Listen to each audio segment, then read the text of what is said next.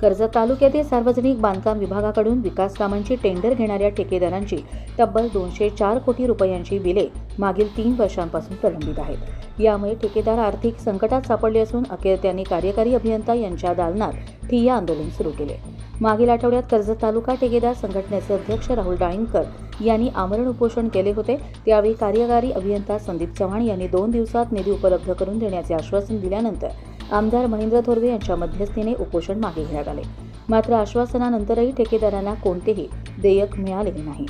यामुळे संतप्त ठेकेदारांनी थेट कार्यकर्ता अभियंता यांच्या कार्यालयात घुसून केबिनमध्ये बसून ठिय्या आंदोलन सुरू केले। बँकांचे वाढते व्याज, सप्लायर्सचा तगादा आणि प्रलंबित बिले यामुळे ठेकेदार मेटाकुटीला आले असल्याचे त्यांनी सांगितले।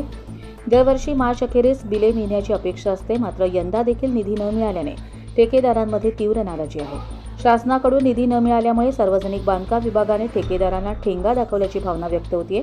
या आंदोलनामुळे प्रशासनासमोर मोठे आव्हान निर्माण झाले असून ठेकेदारांच्या मागण्यांवर काय निर्णय घेतला जाणार याकडे सर्वांचंच लक्ष लागले।